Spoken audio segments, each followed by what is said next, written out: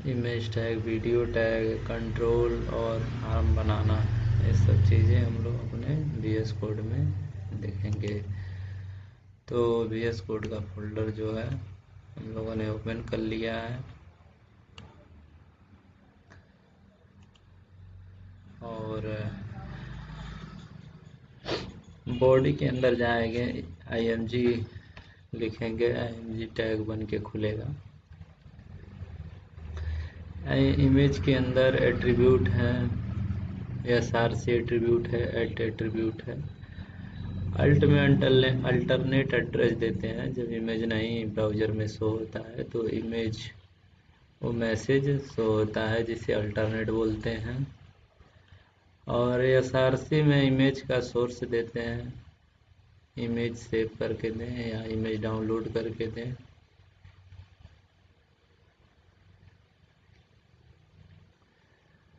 और इमेज को यहाँ से हाइट और विड्थ भी दे सकते हैं। तो हाइट 400 रखा है हमने। एक और हमने इमेज लगाया है, इसको जो हमने इमेज लगाया था 400 हाइट दिया है और इसमें इमेज को डायरेक्ट फाइल में सेव कर दिया है। इसमें कोई डॉट स्लैश या स्लैश डॉट नहीं लगाया है। इमेज हमारे फोल्डर में है और इमेज का नाम जैसे ही मैंने लिखा, इमेज क्या हुई, हमारे VS कोड में सेट हो गई। दूसरा इमेज हमने लगाया है, इमेज का टैग बनाया, हाइट 400 दिया, SRC में डॉट स्लैश करके भी इमेज को लगाया जा सकता है। किसी इमेज पे जाएंगे, इमेज का कॉपी एड्रेस कर सकते हैं। सेव एज करने से इमेज डाउनलोड हो जाती है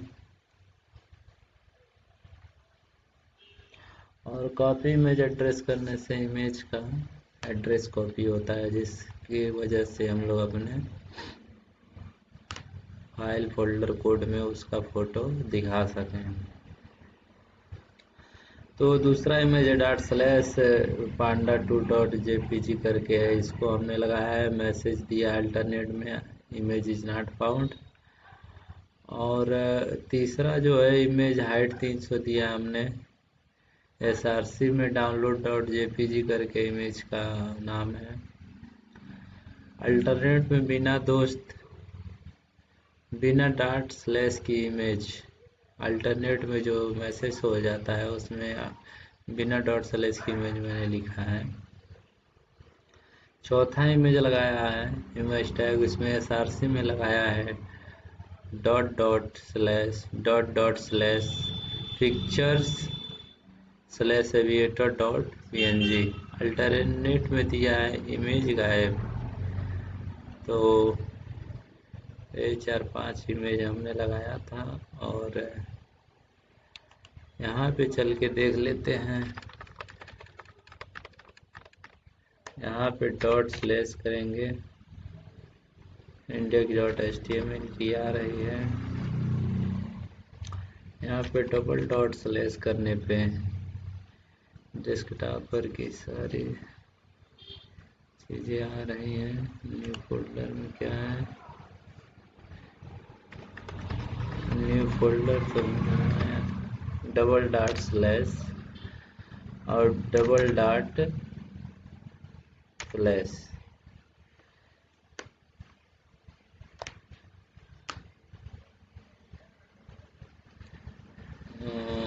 पिक्चर्स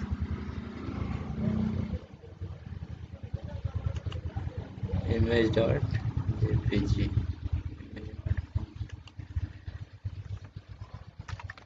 यहाँ पे इमेज हम लोग लगाएंगे दूसरे इमेज वाले में।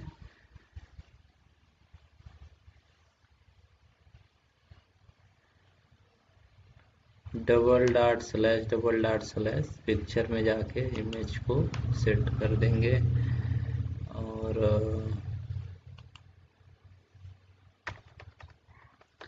तीसरे इमेज में जाकर इमेज लगा देंगे चौथे इमेज में जाके चौथा इमेज लगा देंगे, डबल डॉट स्लैश करेंगे तो हमारे कंप्यूटर के पिक्चर में जाके इमेज सेव हो जाएगी। अब इसको हम लाइव सर्वर में देख सकते हैं।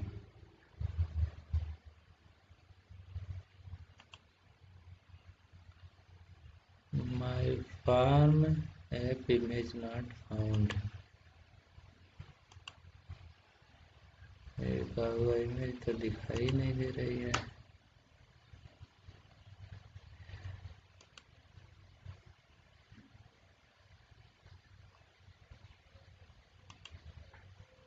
कट कैसे जा रहा है बार बार।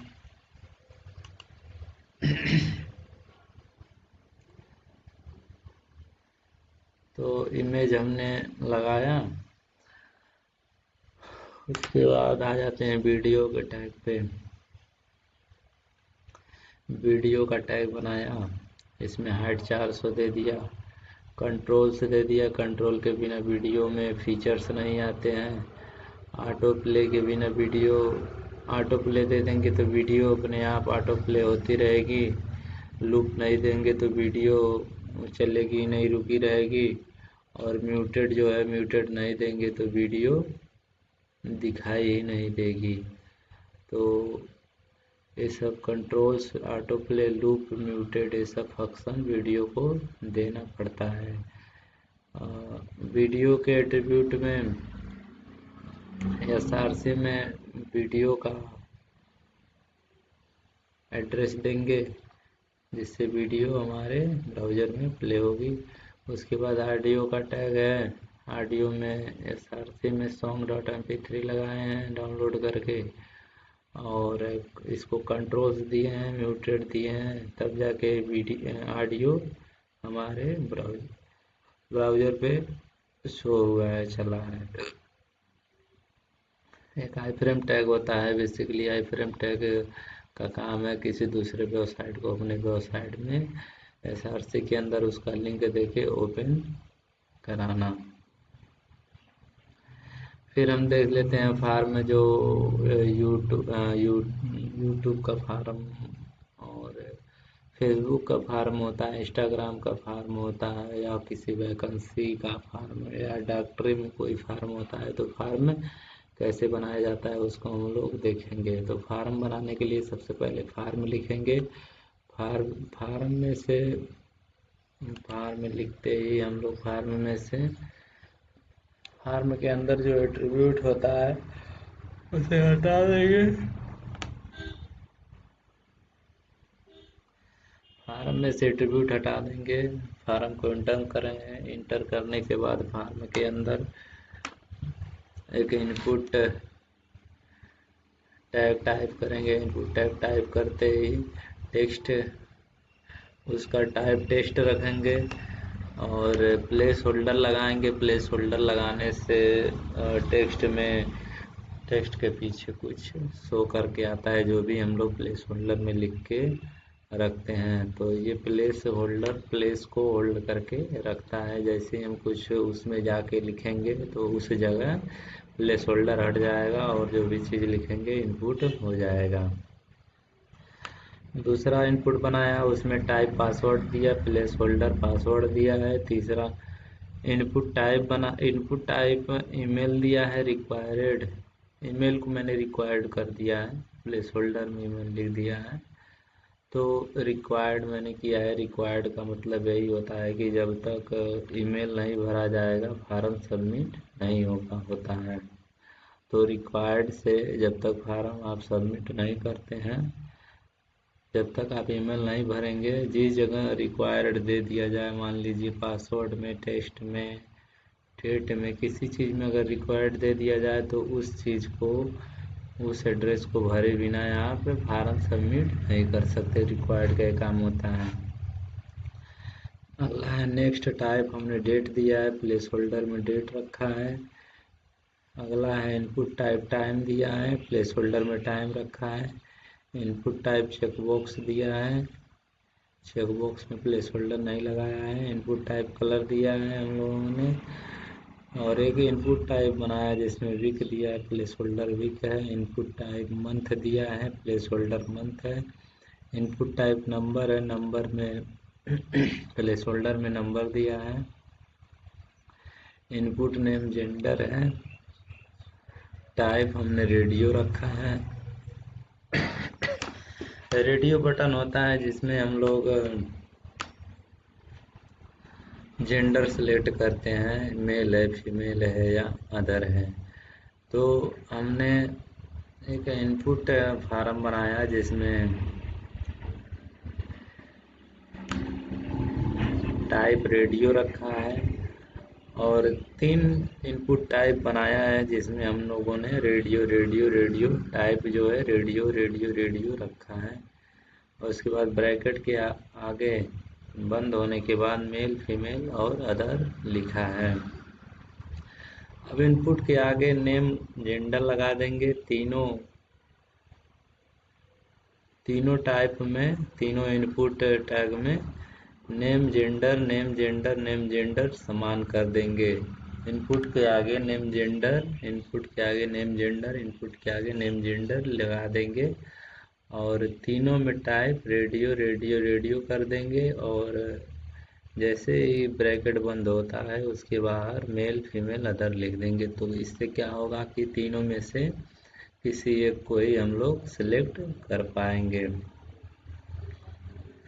तो अगला देखते हैं कि जैसे कोई चेक बॉक्स होता है, चेक बॉक्स के बगल में कुछ भी चीज़ लिखा होता है, एग्री, सबमिट, चेक चेक। तो उस टेक्स्ट पे भी अगर हम लोग क्लिक करते हैं तो चेक बॉक्स में जो होता है,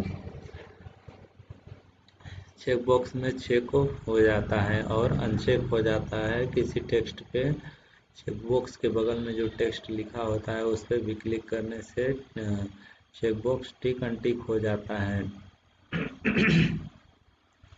तो उसके लिए क्या करेंगे, इनपुट टैग बनाएंगे, उसमें एक आईडी दे देंगे चीकू और टाइप में लिख देंगे चेक बॉक्स। तो हमारा एक आईडी नाम का चीकू है जिसके अंदर चेक बॉक्स बन जाता है। तो उसके लिए हम देते हैं एक लेबल, लेबल लगाएंगे। लेबल के अंदर एक फार नाम का एट्रीब्यूट देंगे जिसमें लिख देंगे चीकू।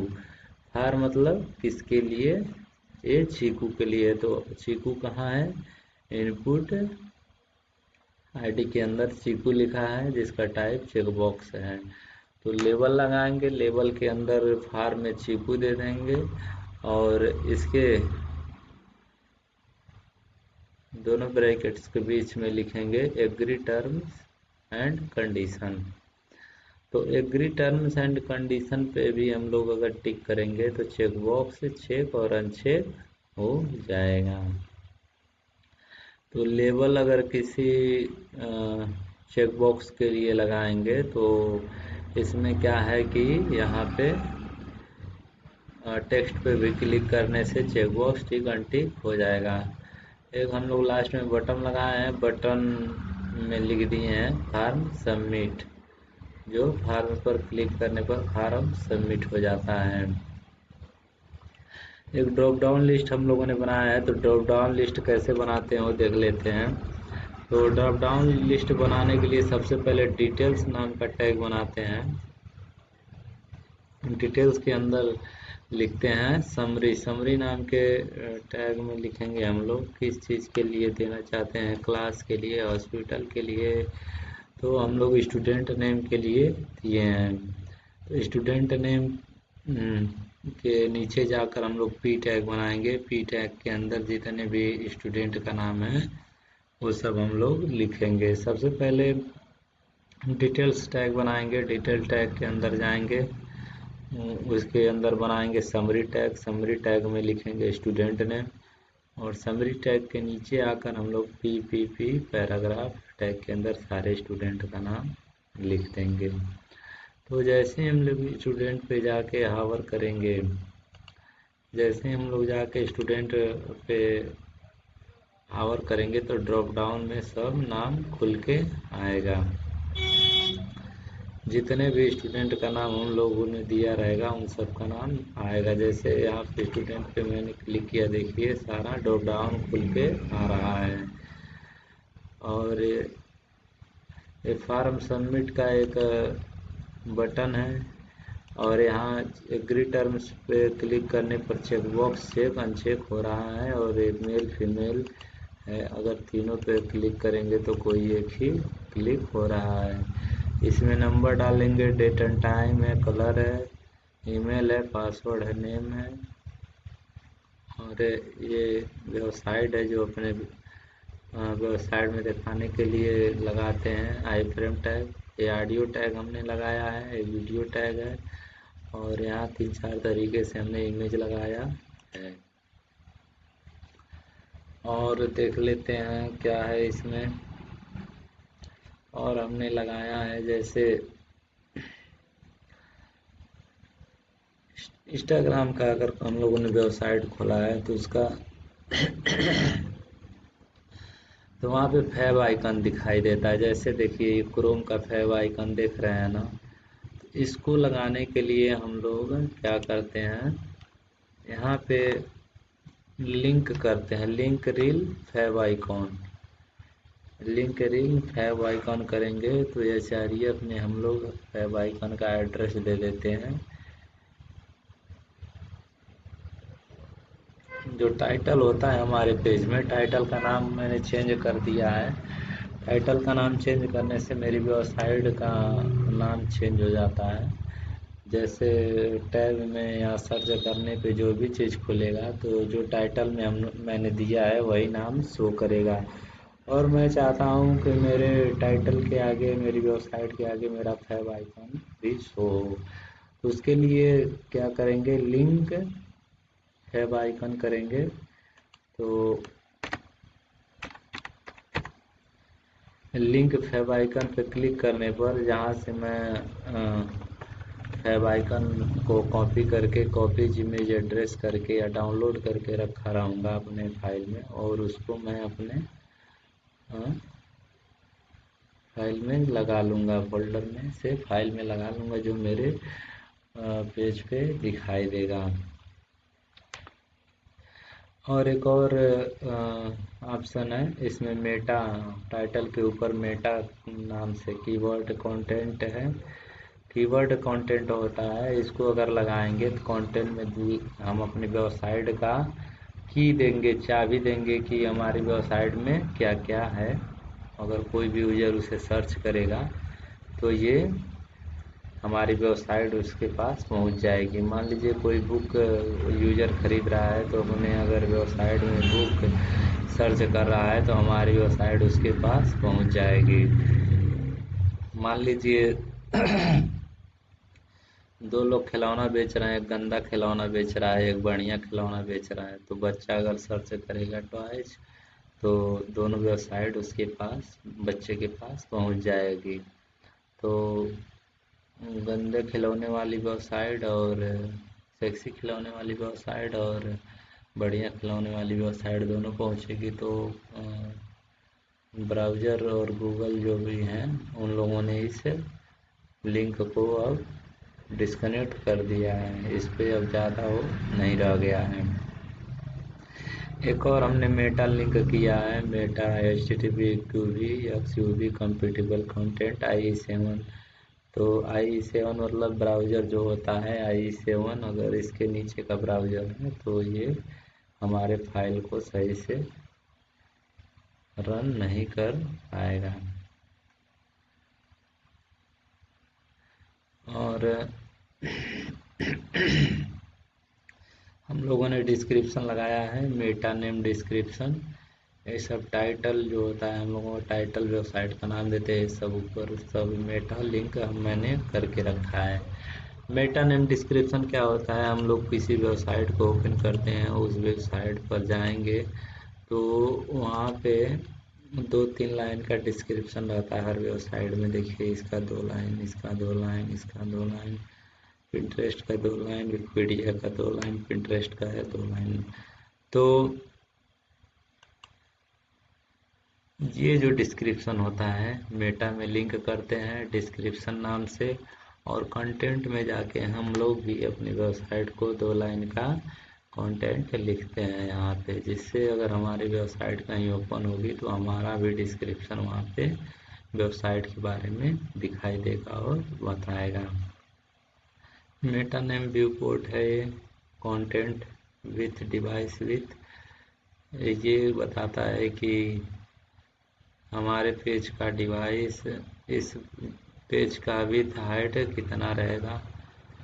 ये हमारा वर्जन है, लैंग्वेज इंग्लिश है, डॉक टाइप HTML है। तो इतना आज के इस वीडियो में हम लोगों ने पढ़ा इमेज को कैसे लगाते हैं, //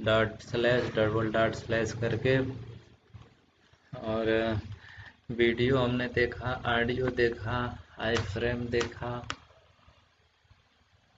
एक फार्म बनाना सीखा हम लोगों ने, इनपुट कैसे देते हैं, प्लेस होल्डर में क्या रहता है, रिक्वायर्ड क्यों ज़रूरी है, और हम लोगों ने रेडियो बटन बनाना सीखा जिसमें तीनों समान आईडी, जेंडर और रेडियो देकर हम लोग रेडियो बटन में से किसी एक को सिलेक्ट करवा सकते हैं। चेकबॉक्स में टर्म्स एंड कंडीशन देखा, लेबल लगाएंगे, लेबल में फार्म में चीकू रहेगा और इनपुट आईडी में चीकू रहेगा, और इनपुट आईडी चीकू के बाद टाइप में चेकबॉक्स रहेगा, और लेबल फॉर्म में चीकू और उसके बीच में एग्री एंड टर्म कंडीशन रहेगा, जिस पे क्लिक करने पे चेक ऑन चेक हो जाएगा। हम लोगों ने एक बटन बनाया, उसके बाद ड्रॉप डाउन लिस्ट बनाया, डिटेल्स के अंदर जाके समरी लिखा, समरी से नीचे जाकर वहाँ पे पी नाम का टैग में सारे स्टूडेंट का नाम दिया। तो आज के लिए बस इतना ही, मिलते हैं नेक्स्ट वीडियो में, तब तक के लिए टाटा बाय बाय।